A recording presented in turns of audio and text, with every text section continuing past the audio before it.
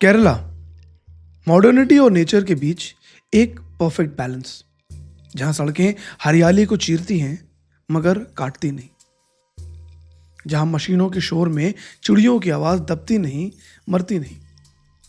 उसी जन्नत जैसे केरला का चेरतला, बैक वाटर्स और जंगलों के सुकून के बीच बसा एक छोटा सा टाउन, और उस छोटे से टाउन में एक 2.5 एकड़ का बंगला, और उस बंगले में रहता था सिर्फ एक इंसान और उसके साथ कई सारी लाशें।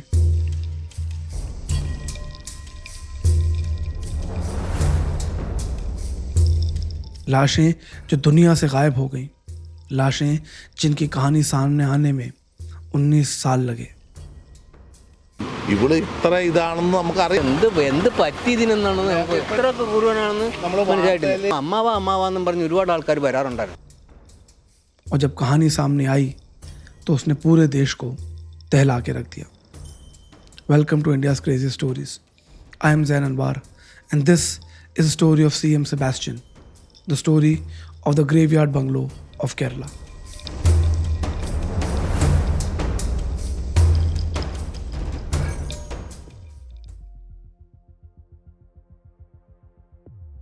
साल 2017, एक आदमी केरला के होम डिपार्टमेंट में एक कंप्लेन लिखाने आता है। यह आदमी था प्रवीण कुमार, जो इटली से हाल ही में केरला आया था। यह अपने गांव जाता है, अपने घर जाता है और देखता है कि उसकी बहन वहां पर नहीं है और उसकी प्रॉपर्टी अब किसी और के नाम पर हो गई है। तो आके कंप्लेन लिखाता है कि साहब, मेरी बहन सालों से गायब है। सालों गायब होने के बाद आपको अब रियलाइज हुआ। और यहाँ से प्रवीण कुमार अब एक अजीब सी कहानी सुनाता है। वो बताता है कि कई सालों से वो इटली में था। साल 2002 में उसकी मम्मी और पापा का देहांत हो गया, और क्योंकि वो इंडिया नहीं आ सका, उनकी सारी प्रॉपर्टी उसकी बहन बिंदु के नाम पर कर दी गई। माँ बाप के डेथ के बाद बिंदु एकदम अकेली पड़ गई। काफ़ी टाइम से प्रवीण और बिंदु की बात ही नहीं हुई। जब प्रवीण वापस आया तो उसने देखा कि बिंदु अपने घर पर नहीं है और वो प्रॉपर्टीज भी अब किसी और के नाम पर हो गई हैं। नाउ ये बेहद अजीब बात थी। प्रवीण कुमार इतने सालों से इंडिया नहीं आया, अपने माँ बाप के मरने पर इंडिया नहीं आया, और इतने सालों तक उसने अपने बहन की कोई खैर खबर नहीं ली। ये तक नहीं पूछा कि वो जिंदा थी या मर गई। और अब वापस आता है तो देखता है कि उसकी बहन तो सालों से गायब है और उसकी प्रॉपर्टी के पेपर किसी और के नाम पर हो गए हैं। तो अब कंप्लेन लिखाने क्यों आया है? क्या उसको अपनी बहन की चिंता थी या सिर्फ उन प्रॉपर्टीज की? खैर, ऑफिशियल्स को समझ में आ गया था कि प्रवीण कुमार और बिंदु के बीच में भाई बहन जैसा प्यार वाला रिश्ता नहीं था, और शायद प्रवीण प्रॉपर्टी के बेचने से काफ़ी ज़्यादा हैरान था। क्योंकि ये कोई आम छोटी मोटी प्रॉपर्टी नहीं थी। केरला के अलग अलग हिस्सों में डिवाइडेड 5 करोड़ से ऊपर की प्रॉपर्टी थी, और बिंदु का ऐसा सब कुछ बेचकर अचानक गायब हो जाना वॉज एक्चुअली वेरी स्ट्रेंज। अब इन्वेस्टिगेशन शुरू हुई। पुलिस ने इनिशियल इन्वेस्टिगेशन में पाया कि बिंदु 2005 तक अपने पापा की पेंशन कलेक्ट करती थी, यानी कि डिसअपियरेंस 2005 के बाद हुई, और अब 2017 था। 12 साल तक किसी को अंदाजा ही नहीं था कि बिंदु कहाँ थी। आस पड़ोस में पता किया तो लोग बोले कि वो अक्सर बैंगलोर जाने की बात करती थी पढ़ाई के लिए, शायद वहीं गई हो। तो उसका अचानक जाना किसी को अलार्मिंग नहीं लगा। पुलिस को यह भी पता चला कि बिंदु का बाकी के परिवार से ज़्यादा कनेक्ट नहीं था, ना ज़्यादा दोस्त थे, ना ज़्यादा उठना बैठना। बिंदु कहाँ गई, किसके साथ और क्यों, ये कोई नहीं जानता था। और पुलिस को भी शक था कि क्या बिंदु जिंदा भी है या नहीं। आसपास के हॉस्पिटल्स में डेथ रिकॉर्ड्स में चेक करा गया, कोई भी अनकॉल्ड फॉर डेथ हुई हो, कोई भी अनअकाउंटेड अननेम्ड डेथ हुई हो, सारी चीज़ों को तलाशा गया, बट बिंदु का नामो निशान नहीं मिला। It was almost as if Bindu had vanished in thin air. But properties, उनका क्या? इंसान अचानक गायब हो सकते हैं, लेकिन प्रॉपर्टीज़ नहीं। प्रॉपर्टीज़ के बाकायदा कागज़ होते हैं, उनके ट्रांसफ़र की डीड्स होती हैं, और अब पुलिस ने उन कागज़ों को खंगालना शुरू करा। कागज़ देख के पता चला कि 4 अलग अलग सब रजिस्ट्रार के ऑफिस से इन ज़मीनों को बेचा गया था। एडापल्ली, पट्टनाकाड, चेरतला, अम्बलपुरा, और सब 2005 के बाद। और ये एक पैटर्न था, क्योंकि 2005 में ही बिंदु ने अपने पापा की पेंशन कलेक्ट करना बंद करी थी। और पुलिस ने एक सिंपल सी थ्योरी बनाई कि बिंदु कहीं भागना चाहती थी, उसने अपनी सारी ज़मीनें बेची, 5 करोड़ रुपए अंदर लिए और वहाँ से गायब हो गई। लेकिन जब कागज़ों को तलाशा गया तब एक और स्ट्रेंज बात निकल कर आई। बिंदु के जो कागज़ लगे थे, उसका ड्राइविंग लाइसेंस, उसके स्कूल की मार्कशीट वगैरह वगैरह, उसमें बिंदु की नहीं बल्कि किसी और की फ़ोटो थी। ये कैसे हो सकता था? सरकारी डॉक्यूमेंट्स में उस इंसान की जगह किसी और इंसान की फ़ोटो थी। जब ध्यान से देखा गया, पता किया गया, तो पता चला वो फ़ोटो टी मिनी उर्फ जया नाम की एक औरत की पिक्चर्स थी। और अब पुलिस को शक था कि इस औरत ने ही बिंदु की आइडेंटिटी को फोर्ज करके उसके डॉक्यूमेंट पर अपनी फ़ोटो लगाई और प्रॉपर्टीज़ फ्रॉड तरीके से बेच दी। पुलिस जब इन्वेस्टिगेशन करती है तो उनकी मुलाकात बीनू कुरियन नाम की एक औरत से होती है। बीनू कुरियन वही सब रजिस्ट्रार थी जिन्होंने इन प्रॉपर्टीज़ के ट्रांसफ़र को ओवरसी करा था और इत्तेफाक से वो टी मिनी को पहचान लेती हैं। वो पहचानती हैं और कहती हैं कि यही वो औरत है जो बिंदु बनकर मेरे ऑफिस में आई थी। उसके बाद टी मिनी की हैंडराइटिंग के सैंपल्स लिए जाते हैं और बिंदु के साइन के सैंपल से वो एग्जैक्टली मैच करते हैं। And now the police was clear, Bindu की आइडेंटिटी थेफ्ट हुई थी। It indeed was T Mini who pretended to be Bindu to sell off their property. T Mini से जब पूछताछ होती है तो वो कहती है कि सारा काम मैंने अकेले नहीं करा, कुछ लोगों के ज़रिए मैं एक इंसान से मिली थी, उसने मुझसे ये काम करवाया। वो इंसान का नाम था CM सेबेस्टियन।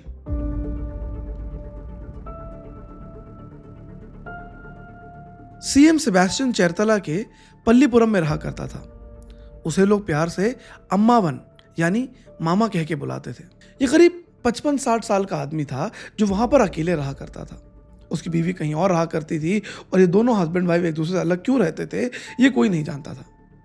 सेबेस्टियन वहाँ पर प्रॉपर्टी डीलिंग्स का काम करता था, एक साधारण शांत स्वभाव वाला आदमी।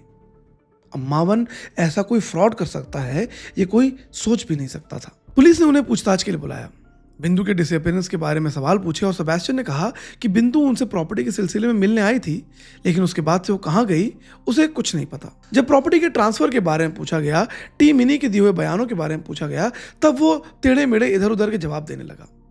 मिनी बताती है कि उसको ये कहा गया था कि बिंदु की विदेश में डेथ हो चुकी है और अब उसके प्रॉपर्टी को ट्रांसफर करने के लिए ये छोटा मोटा काम करना पड़ेगा। लेकिन जब पुलिस ने सवाल करे तो सेबेस्टियन के जवाब बिखरने लगे। His inconsistencies told police that something was wrong. Police उसके खिलाफ अभी इन्वेस्टिगेशन कर ही रही थी, तभी उन्हें मनोज के बारे में पता चला। मनोज वहाँ लोकल एक ऑटो ड्राइवर हुआ करता था जो अक्सर सेबेस्टियन को एक जगह से दूसरी जगह ले जाया करता था। पुलिस को लगा कि शायद मनोज के जरिए उन्हें कोई क्लू मिल सके। हो सकता है मनोज ने सेबेस्टियन को कहीं छोड़ा हो, उसने बिंदु और सेबेस्टियन को एक साथ देखा हो, इसलिए वो मनोज को 27 जून को कॉल करते हैं। ये कहते हैं कि आपको 28 जून को इन्वेस्टिगेशन के लिए थाने आना पड़ेगा। लेकिन अगले दिन मनोज थाने नहीं आता है।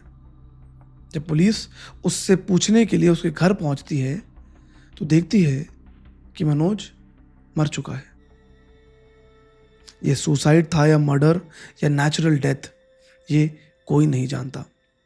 पुलिस इसे ऑफिशियली अनएक्सप्लेन्ड डेथ लिखती है, लेकिन एक प्रोबेबल विक्टिम का अचानक ऐसे मर जाना told police that Bindu's case was very very complex. Manoj की बीवी बार बार ये कहती रहती है कि सेबेस्टियन के धमकी देने पर ही मनोज की मौत हुई। ये कितनी सच कितनी नहीं ये आगे पता चलेगा। पुलिस का शिकंजा सेबेस्टियन के ऊपर कसता जा रहा था, लेकिन फ्रॉड के केस में, मर्डर के केस में नहीं, बिकॉज मर्डर केस के लिए तो बॉडी ही नहीं मिली थी। पुलिस को यही नहीं पता था कि बिंदु जिंदा भी है या नहीं, और ऐसे में सिर्फ शक के बिना पर सेबेस्टियन के ऊपर मर्डर के चार्जेस नहीं लगाए जा सकते थे। लेकिन फ्रॉड वाले केस में सेबेस्टियन के खिलाफ इनफ एविडेंसेस थे। पुलिस उसे सरेंडर करने को कहती है।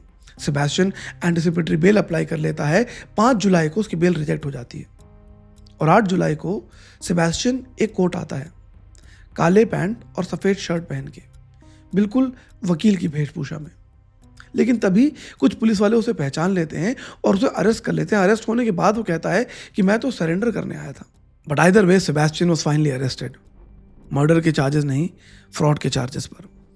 टी मिनी को भी अरेस्ट किया जाता है एंड क्योंकि ये चार्जेस फाइनेंशियल फ्रॉड के थे, उनको वक्त के साथ बेल मिल जाती है।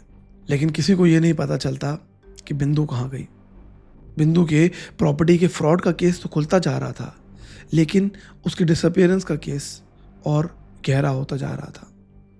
धीरे धीरे बिंदु बिकेम अ कोल्ड केस। लेकिन तभी लोगों का ध्यान एक दूसरी तरफ भी गया। पिछले कुछ सालों में चेरतला और आलापुरा से सिर्फ बिंदु ही गायब नहीं हुई थी, एक और औरत भी गायब हुई थी, एग्जैक्टली लाइक बिंदु।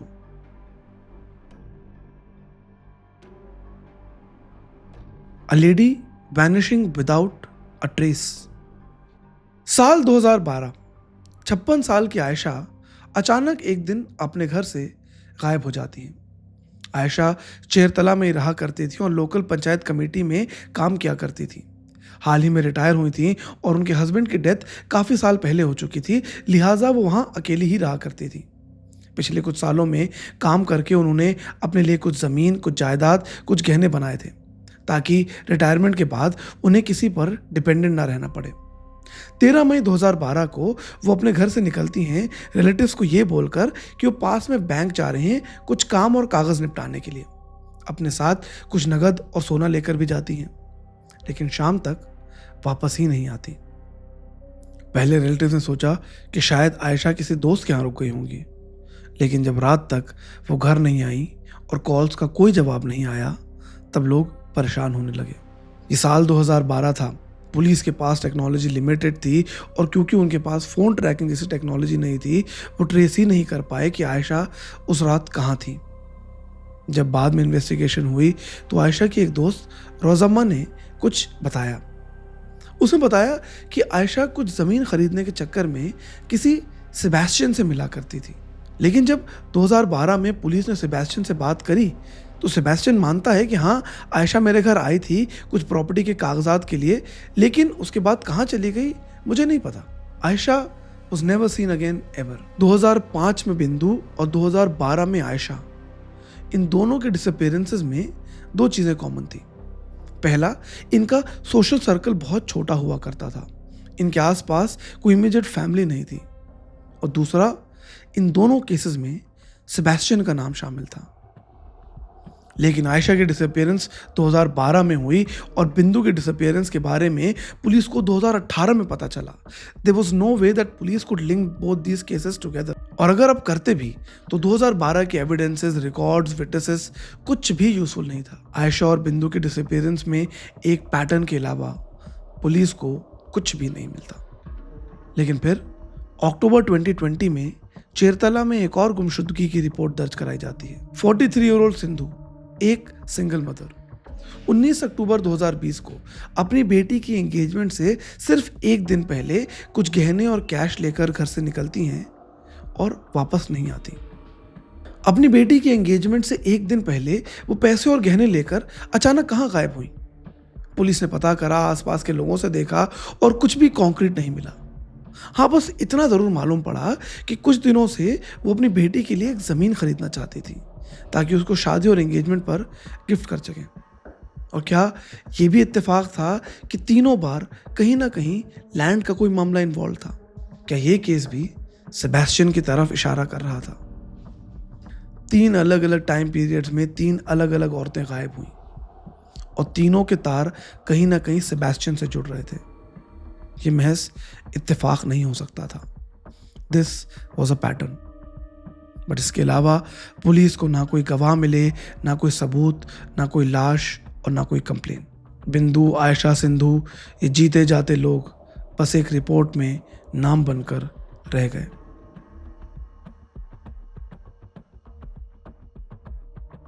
दिसंबर 2024, जैन मैथ्यूज, एक 55 साल की औरत जिसको लोग प्यार से जैनम्मा बुलाते थे, अचानक गायब हो जाती है।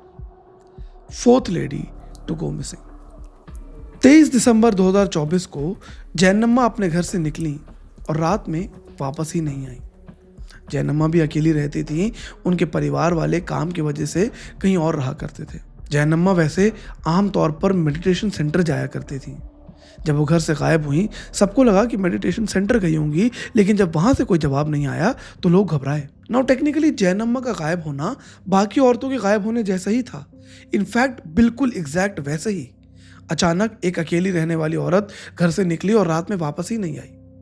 लेकिन बस एक फर्क था, जैनम्मा को खोजने वाली एक फैमिली थी। There was somebody to fight for her. उनके गायब होते ही जैनम्मा के हस्बैंड और उनके सिबलिंग्स ने पुलिस रिपोर्ट फाइल करी। लोकल पुलिस ने इनिशियल सर्च शुरू करी और जैनम्मा का कुछ पता नहीं चला। इस इन्वेस्टिगेशन की स्लो स्पीड देखते हुए जैनम्मा की फैमिली सीधा केरला हाई कोर्ट का दरवाजा खटखटाती है। फैमिली कहती है कि लोकल पुलिस बहुत ही सुस्ती से इस मामले में काम कर रही है और ठीक से जांच ही नहीं कर पा रही। कोर्ट इन ऑब्जर्वेशंस को ऑब्जर्व करता है और ये केस केरला की लोकल पुलिस से हटाकर कोट्टयम की क्राइम ब्रांच को सौंप देता है। और क्राइम ब्रांच आते ही ऑब्जर्व करता है कि जैनम्मा का गायब होना एक पैटर्न का हिस्सा है। एक अकेली रहने वाली औरत अचानक पैसे और गहने लेकर गायब हो गई। आयशा, बिंदु, सिंधु और अब जैनम्मा। वो जैनम्मा की दिनचर्या समझना शुरू करते हैं और वहाँ से उनको पता चलता है कि जैनम्मा अक्सर एक मेडिटेशन सेंटर जाया करती थी। और गेस कीजिए कि उस मेडिटेशन सेंटर में और कौन आता था? CM Sebastian. क्राइम ब्रांच को ये पहले से पता था कि बिंदु के केस में Sebastian was already a suspect और अब धीरे धीरे क्राइम ब्रांच उस पर नज़र रखने लगती है। एक और चीज़ जैनम्मा के फेवर में थी, वो था टाइम। ये 2025 था। पुलिस के पास, क्राइम ब्रांच के पास कई सारी टेक्नोलॉजीज थी और सीसीटीवी का कवरेज पूरे स्टेट में काफ़ी बेहतर हो चुका था। So the chances of finding Jainamma was much more stronger this time. और अब क्राइम ब्रांच में साइबर सेल, फॉरेंसिक एक्सपर्ट्स और एक्सपीरियंस ऑफिसर्स की एक टीम बनाई जाती है। ये सबसे पहले जैनम्मा के मोबाइल फ़ोन की आखिरी लोकेशन ट्रेस करती है। फ़ोन की लास्ट कंफर्म लोकेशन थी पल्लीपुरम, वही एरिया जहाँ सेबेस्टियन का घर था। But police needed more. उन्होंने सीसीटीवी खंगालना शुरू करे, लोगों से पूछना शुरू करा और तभी उन्हें एक सुराग मिला। जैनम्मा का फ़ोन रिचार्ज हुआ। किस जगह, किस दुकान से, पुलिस को एग्जैक्टली मालूम था। और जब वहाँ पर सीसीटीवी फुटेज देखा गया तो वहाँ पर दिखता है सेबेस्टियन। जैनम्मा के गायब होने वाली रात को सेबेस्टियन और जैनम्मा का फ़ोन एक ही जगह था। इस बार सेबेस्टियन के खिलाफ सिर्फ शक नहीं बल्कि सबूत भी था। 28 जुलाई को सेबेस्टियन को अरेस्ट करा जाता है और उसके अरेस्ट होने के बाद क्राइम ब्रांच की टीम उसके 2.5 एकड़ में फैले बंगले की तरफ घुसती है। ദുരൂഹതയാണ് നിറയെ, വെളിച്ചം പോലും അധികമെത്താത്ത നിഗൂഢത നിറഞ്ഞ വീട്. ओनली टू रियलाइज कि ये घर नहीं बल्कि सेबेस्टियन का अपना कब्रिस्तान था। क्राइम ब्रांच की टीम वहाँ छानबीन करना शुरू करती है इस उम्मीद में कि वहाँ से जैनम्मा शायद मिल सकती थी, लेकिन वहाँ जैनम्मा नहीं, एक इंसानी खोपड़े का कंकाल मिलता है, अ ह्यूमन स्कल। साथ में ही एक इंसान की थाई की हड्डी और उसके अलावा कुछ दांत with dental implants. Police was sure कि हड्डी, ये कंकाल जैनम्मा का था, लेकिन जैनम्मा का परिवार कहता है कि उनके दांत में कभी डेंटल इम्प्लांट थे ही नहीं। तो ये दांत किसका था? कि दांत आयशा का था। इस डिस्कवरी के बाद पूरे मोहल्ले में सनसनी फैल जाती है। उनका अम्मावन, उनका अपना सेबेस्टियन ये क्या कर रहा था? मीडिया का हुजूम लग जाता है और 4 अगस्त को एक और टीम वहां पहुंचती है फर्दर इन्वेस्टिगेशन करने के लिए। और इस बार फिर घर के अंदर से कई सारी हड्डियां मिलती हैं। 4 സ്ത്രീകളുടെ തിരോധാനവുമായി ബന്ധപ്പെട്ടിട്ടുള്ള അന്വേഷണത്തിൻ്റെ തുമ്പ് അല്ലെങ്കിൽ അന്വേഷണത്തിൻ്റെ ചുരുളഴിക്കാൻ കഴിയുക ഈ കിടക്കുന്ന 2.5 ഏക്കർ സ്ഥലത്തിനകത്താണ് എന്നാണ് പോലീസ് വിശ്വസിക്കുന്നത്. അതിൻ്റെ ഭാഗമായിട്ടുള്ള പരിശോധനകളാണ് ഇവിടെ നടന്നുകൊണ്ടിരിക്കുന്നത്. डॉग्स और पुलिस की टीम फिर पहुंचती है। इस बार उन्हें 20 जली हुई हड्डियां मिलती हैं। उस 2.5 एकड़ के बंगले में कुछ पॉन्ड्स भी बने हुए थे, छोटे छोटे तालाब। पुलिस की शक उन तालाबों पर भी जाती है। उन तालाबों का पानी निकाला जाता है और वहाँ से मिलते हैं कुछ और सुराग, हैंडबैग्स, शॉल्स, कपड़ों के टुकड़े और पेड़ पे से एक रोजरी मिलती है। बाथरूम के टाइल्स पर खून के धब्बे मिलते हैं। 6 अगस्त को पुलिस ग्राउंड ब्रेकिंग रडार लेकर वहाँ जाती है और इन्वेस्टिगेशन करने के लिए। उससे क्या मिलता है ये मीडिया में कभी सामने नहीं आता, या एटलीस्ट हमारे रिसर्च में सामने नहीं आया। 8 अगस्त को पुलिस सेबेस्टियन की पत्नी के घर जाती है। वहाँ सेबेस्टियन की कार से एक जेरी कैन मिलता है जिसके अंदर से डीजल की बदबू आ रही होती है, और साथ ही एक हैमर और एक बड़ा सा चाकू। 14 अगस्त को कुछ डीएनए के सैंपल्स वापस आते हैं। बाथरूम में जो खून के निशान देखे गए थे वो जैनम्मा के थे। कुछ ही दिनों में वो लॉकर भी मिल गए जहाँ सेबेस्टियन ने जैनम्मा के गहने गिरवी रखे थे, और पुलिस अब समझ चुकी थी कि बिंदु, आयशा और जैनम्मा की जिंदगियां सेबेस्टियन के इस 2.5 एकड़ के कब्रिस्तान में ही ख़त्म हुई थी। बट क्यों किया सेबेस्टियन ने ऐसा? जवाब बहुत सिंपल था, लालच। सेबेस्टियन ने उन लोगों को देखा जिनके पास पैसा है, ज़मीन है, जायदाद है, और इसके अलावा कुछ नहीं है, कोई भी नहीं है। वो जानता था कि बिंदु अकेली है, अनमैरिड है, कोई उसका आसपास नहीं। 2003 में उसने बिंदु से दोस्ती करी। कई मीडिया रिकॉर्ड्स बताते हैं कि बिंदु अक्सर उसके घर जाया करती थी और उनके बीच में काफ़ी अच्छी दोस्ती थी। फिर 2006 में बिंदु की ज़मीन और पैसा हड़पने का लालच सेबेस्टियन के दिमाग में आ गया। एक दिन उसे घर बुलाता है और वहीं मार डालता है। उसकी बॉडी के अलग अलग टुकड़े करके अपने पूरे कंपाउंड में दफना देता है।